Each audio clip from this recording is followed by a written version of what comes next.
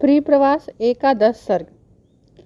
आपका बहुत बहुत स्वागत है हमारे चैनल अनुराधा हिंदी क्लासेस में। जरूर जुड़ें। चैनल पे प्रतिदिन कम्युनिटी पोस्ट में प्रश्नोत्तरी कराई जा रही है। 26 अगस्त को आपके यूजीसी नेट की परीक्षाएं घोषित हो चुकी हैं।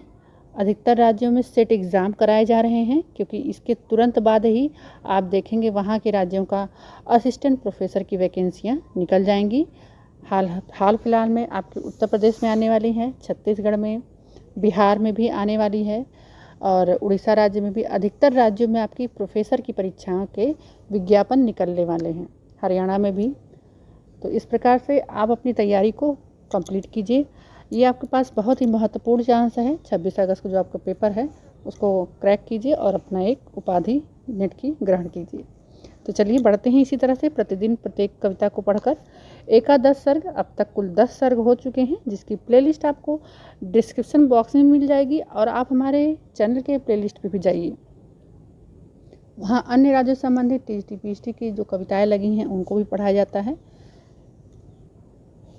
तो आप ज़रूर विजिट करें। पहला ही पद है मालिनी छंद, इसमें संपूर्णता है। पद को देखते हैं, फिर उसकी व्याख्या को और विशेष को। यक दिन छवि साली अर्कजा कूल वाली, नव तरु चय शोभी कुंज के मध्य बैठे, अर्थात किनारे बैठे हैं पेड़ों के और नदियों के। कतिपय ब्रजभू के भावकों को विलोक, बहुपुलकित ऊधो भी वहीं जा विराजे, अर्थात ऊधो भी वहीं जाकर बैठ गए। उधो एक दिन यमुना नदी की जो तट है अर्थात उसके किनारे पर जा निकले और वहाँ उन्होंने कुछ भावुक ब्रजवासियों को, अर्थात जो दुख में तल्लीन हैं, उन ब्रजवासियों की शोभाशाली भगुना के किनारे बैठा पाया, अर्थात उस नदी के किनारे उनको बैठा पाया कि उस नदी में जो उनकी यादें बसी थी, कृष्ण की लीलाएं थी, वो सब कुछ वो याद कर रहे हैं और शोकाकुल हुए बैठे हैं। वह स्थान प्रवीण शोभायमान कुंज से सुशोभित हो रहा था। कुंज की गलियां, कुंजवन, सब कुछ कृष्ण से रमा हुआ था, हर जगह कृष्ण कृष्ण ही था। उन्हें देखकर उद्धव भी नहीं जा बैठे, उद्धव भी वहीं जा बैठे, यहाँ पर वहीं रहेगा, वहीं जा बैठे और विविध प्रकार की बातें कहने लगे। मतलब उन्हें अपने ज्ञान का जो मर्म है समझाने लगे कि तुम उस छलिया को भूल जाओ, आप लोग उस छलिया को याद मत करिए और उन्हें भूल जाइए और अपने जीवन में नित्य प्रतिदिन आगे बढ़ते जाइए। लेकिन ब्रजवासियों का ऐसा हृदय कहाँ। तो आप देखेंगे पंक्तियों में अनुप्रास अलंकार छाया हुआ है। आगे बढ़ते हैं, अगला पद है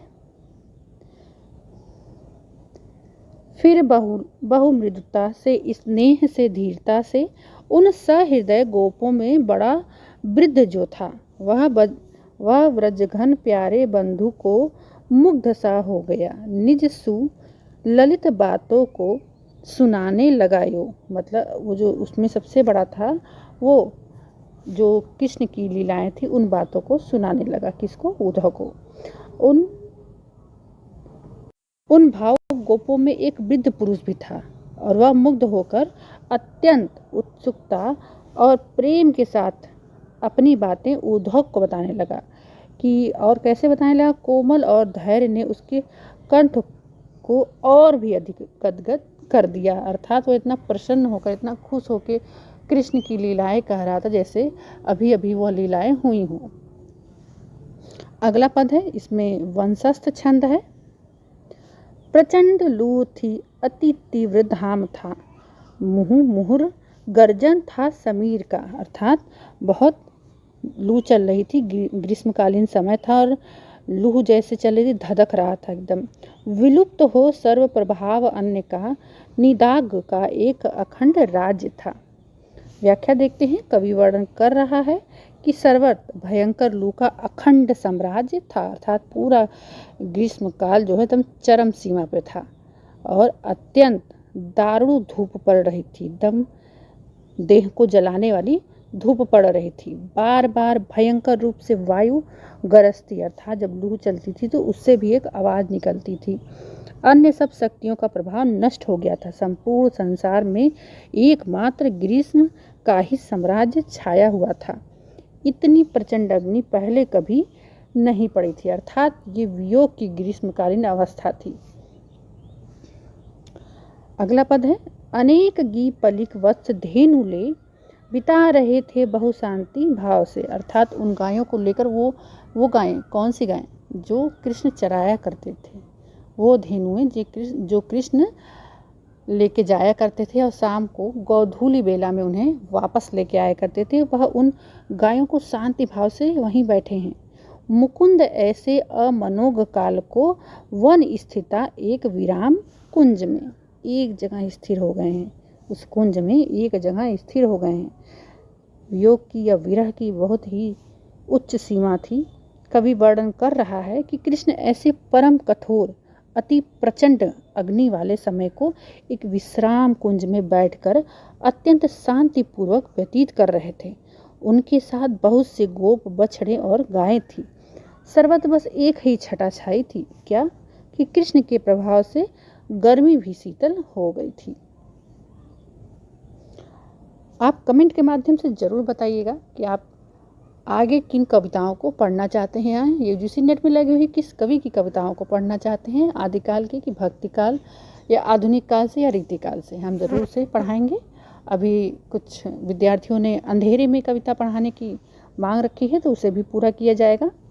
अगला पद है, अभागिनी है ब्रज की वसुंधरा, बड़े अभागे हम गोप लोग हैं। हरा गया कौस्तुभ जो ब्रजेश का, छीना करो से ब्रजभूमि रत्न जो। बहुत ही महत्वपूर्ण पंक्ति है। और क्यों? क्योंकि ये पेपर में आ चुकी हैं। ये जो चारों पंक्तियां हैं देकर पूछा गया है, ठीक, तो इसे आप जरूर ध्यान रखें। कवि सराहना करते हुए, कृष्ण का वर्णन करते हुए कह रहा है कि यह ब्रज की भूमि वास्तव में बहुत ही अभागी है, बहुत ही अभागी है, जो कृष्ण से छोड़कर चला गया है। हम गोप भी बहुत अभाग्यहीन हैं, भाग्य से पूरे हीन हो चुके हैं। क्यों? क्योंकि यह जो ब्रज प्रदेश के रत्न और नंद का जो कौस्तुभ मणि, ठीक है, ये उस मणि की बात हो रही है जो मंथन में निकला था, ठीक है। तो कौस्तुभ मणि स्वरूप, देखिए उपमा दी गई है, तो यहाँ पे उपमा अलंकार है। स्वरूप कृष्ण आज यहाँ से चले गए, अर्थात ये पूरा वन मणि से विहीन हो गया है, उस चमक से, उस शीतल चमक से विहीन हो गया है, अर्थात कृष्ण यहाँ से चले गए हैं, सब कुछ खत्म हो सा गया है। तो इस प्रकार से आपका एकादश सर्ग जो है, अर्थात 11वां सर्ग, जो कि कम इसमें सर्ग थे, कम इसमें पद थे, तो कंप्लीट हुआ। आगे नेक्स्ट वीडियो में हम द्वादश सर्ग को लेकर उपस्थित होंगे। अच्छा लगे तो ज़रूर लाइक, शेयर, सब्सक्राइब कीजिएगा। बहुत बहुत धन्यवाद।